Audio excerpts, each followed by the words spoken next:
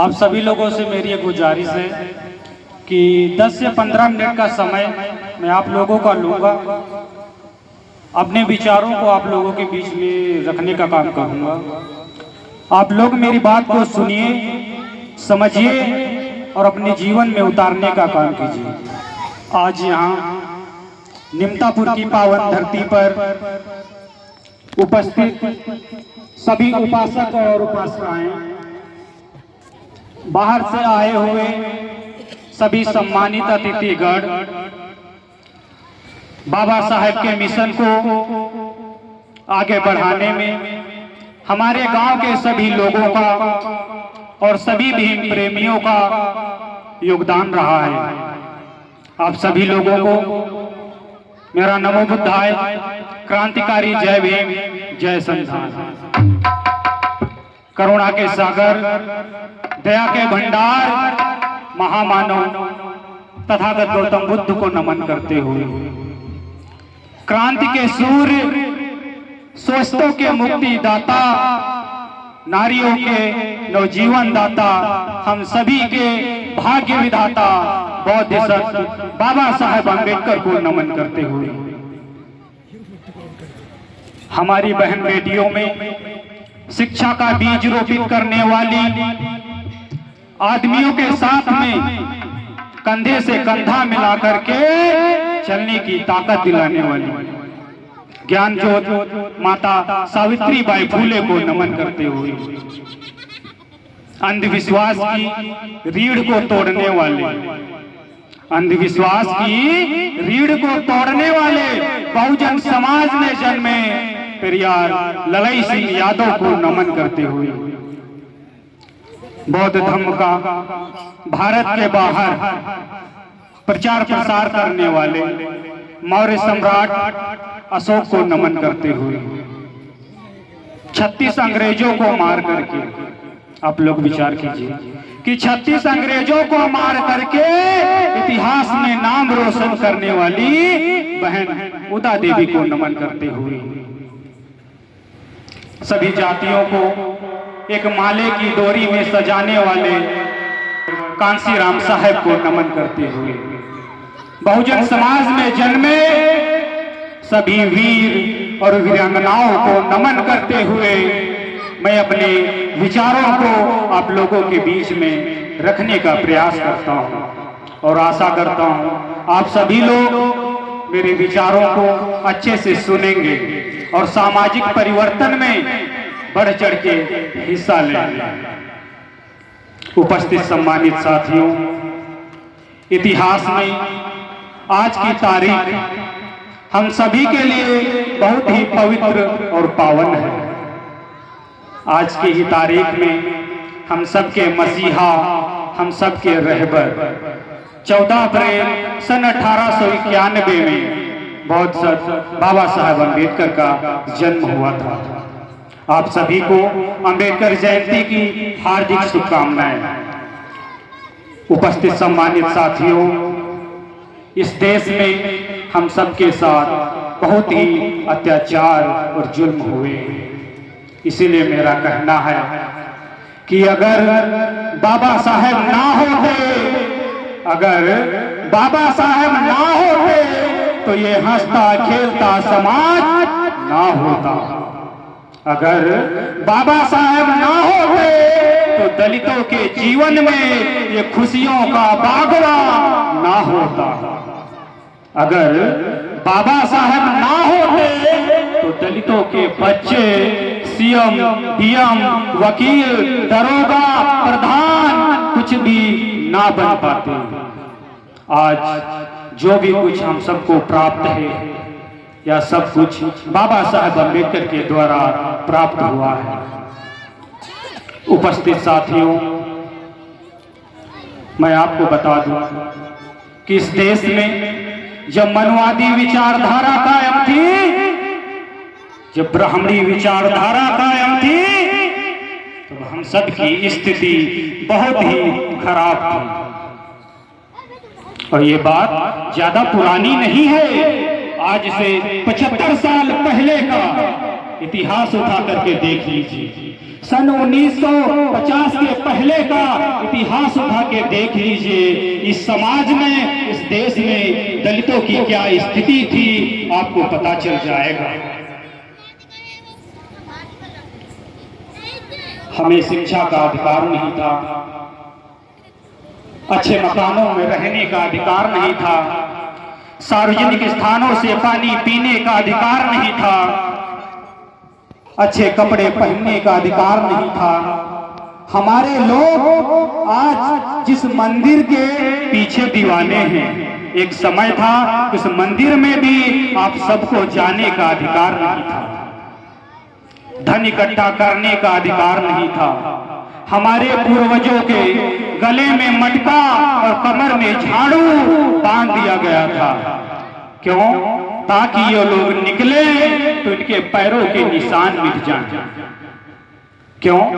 क्योंकि ये दलित हैं, नीच हैं, अछूत हैं। ऐसी स्थिति हमारी आप सबकी इस समाज में थी। उपस्थित साथियों, बाबा साहब अम्बेडकर ने इस समाज के लिए बहुत संघर्ष किया, यानी कि दलितों के पास बचा ही क्या, यानी कि हम सबका जीवन जानवरों के समान था। लेकिन आज हमारे पास जो भी कुछ है सब कुछ बदौलत प्राप्त हुआ है। उपस्थित साथियों, बाबा साहब अम्बेडकर ने इस समाज के लिए अपना पूरा जीवन खपा दिया,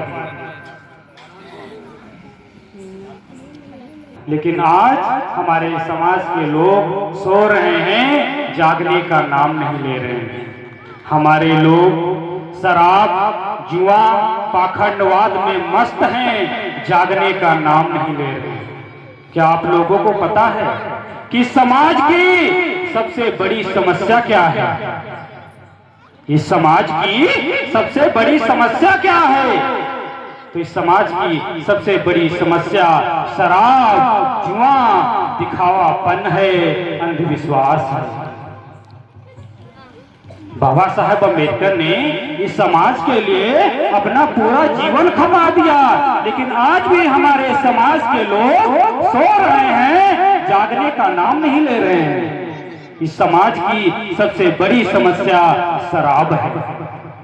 गरीबों की बर्बादी का सबसे बड़ा कारण शराब है। मैं गलत कह रहा हूं तो बताइए।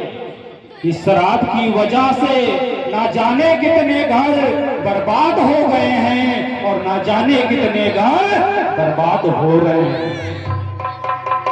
इस शराब की वजह से समाज के ना जाने कितने घर बर्बाद हो रहे हैं और ना जाने कितने घर बर्बाद हो चुके हैं। लेकिन हमारे लोग सुधरने का नाम नहीं ले रहे हैं। ये गरीबवा सुधरने का नाम नहीं ले रहा है। ये लोग भूल गए हैं कि हम बाबा साहब अम्बेडकर के वंशज हैं, जिन्होंने ज्ञान के बदौलत पूरे विश्व में अपना परचम लहराया। हमारे लोग भूल गए हैं कि हम बाबा साहब अम्बेडकर के वंशज हैं, जिन्होंने अपने ज्ञान के बदौलत पूरे विश्व में अपना परचम लहराया। आज इन्हीं की संतानें शराब पी करके अपने आप को, समाज को बर्बाद करने का काम कर रही हैं। आज अगर बाबा साहब अम्बेडकर होते तो समाज की स्थिति देख करके उनके आंखों में आंसू आ जाता। इसलिए उपस्थित सम्मानित साथियों, आप सबसे मेरा हाथ जोड़ के निवेदन है कि नशा मुक्त समाज का निर्माण करो, कि नशा मुक्त समाज का निर्माण करो। केवल जय भीम कहने से, शराब पी करके, कमरिया हिलाने से समाज में परिवर्तन नहीं आ जाएगा। मेरी बात को समझिए। केवल जय भीम कहने से, दारू पी करके, कमरिया हिलाने से, नाचने गाने से समाज में परिवर्तन नहीं आ जाएगा। आप लोगों को जय भीम का अर्थ समझना पड़ेगा। जय भीम का अर्थ समझना पड़ेगा। जय भीम का अर्थ है नशा मुक्त समाज का निर्माण करना। जय भीम का अर्थ है अच्छी से अच्छी शिक्षा को प्राप्त करना। जय भीम का अर्थ है अंधविश्वास और पाखंडवाद का त्याग करना। अगर आप नशीले पदार्थों का सेवन करते हैं, अंधविश्वास को ढो रहे हैं, तो आप अंबेडकरवादी नहीं हैं, सिर्फ और सिर्फ दिखावा कर रहे हैं। दिखावा करने से काम नहीं चलेगा। इस देश में हमको आपको पढ़ने का अधिकार नहीं था। बाबा साहब अंबेडकर ने संघर्ष किया और हमको आपको पढ़ने का अधिकार दिलाया। फिर बाबा साहब ने हम सबसे कहा कि ए मेरे बहुजन समाज के लोगों, जाओ अपने घर की दीवारों पे लिख दो कि आने वाले समय में हमारे बच्चे इस देश के शासक बनेंगे, इस देश का शासन चलाएंगे। लेकिन आप लोगों ने क्या किया? अपने घर में जाकर के इन काल्पनिक देवी देवताओं को लेकर के बैठ गए। इसीलिए आज इस समाज का कल्याण नहीं हो रहा है। जरूरत है आप सबको जानने की। बाबा साहब अंबेडकर ने क्या कहा था कि एक रोटी खाते हो तो आधी खाना, कि एक रोटी खाते हो तो आधी खाना, पर अपने बच्चों को शिक्षा जरूर दिलाना। क्या ये काम हो रहा है? एक रोटी खाते हो तो आधी खाना, पर अपने बच्चों को शिक्षा जरूर दिलाना। क्यों? क्योंकि शिक्षा वह शेरनी का दूध है, जो पिएगा वो दहाड़ेगा। बाबा साहब अम्बेडकर ने कहा था। आज हमारे लोग शराब के इतने दीवाने हो गए हैं, शराब समाज को बर्बाद करने पे तुले हैं। इसलिए यहाँ उपस्थित सम्मानित साथियों, आप सभी से मेरा निवेदन है, दिखावापन बंद कीजिए, एक अच्छे अम्बेडकरवादी बनिए, नशा मुक्त समाज का निर्माण कीजिए, तब आप अच्छे अम्बेडकरवादी कहलाएंगे। नहीं तो ऐसे ही दिखावा करते रहेंगे। बाबा साहब ने इस समाज के युवाओं को कुछ संदेश दिया था। बाबा साहब ने कहा कि ए मेरे दलित समाज के लड़कों, पहला तो शिक्षा और बुद्धि में किसी से कम मत रहना। बाबा साहब ने कहा था कि ए मेरे दलित समाज के लोगों, पहले शिक्षा और बुद्धि में किसी से कम मत रहना। दूसरा, ऐसो आराम में ना पड़ करके समाज का नेतृत्व करना। तीसरा, समाज के प्रति अपनी जिम्मेदारी समझ करके समाज के लोगों को शिक्षित, जागरूक और संगठित करने का काम करना। क्या ये काम हो रहा है? इसीलिए यहाँ उपस्थित सम्मानित साथियों, आप सभी से मेरा निवेदन है, दिखावापन बंद करो, शिक्षा से जुड़ो, तभी इस समाज का और बाबा साहब अम्बेडकर का सपना पूरा होगा। एक अंतिम बात और आप लोगों से करना चाहूंगा कि यहाँ बाबा साहब अम्बेडकर की प्रतिमा स्थापित की गई है। हर इतवार को जिसकी इच्छा हो बाबा साहब के चरणों में पुष्प अर्पित कर सकता है और शाम को मोमबत्ती जला सकता है। इसके अलावा आप लोगों को कुछ नहीं करना, साफ सफाई करनी, देख रेख करनी, इसके अलावा आप लोगों को कुछ नहीं करना।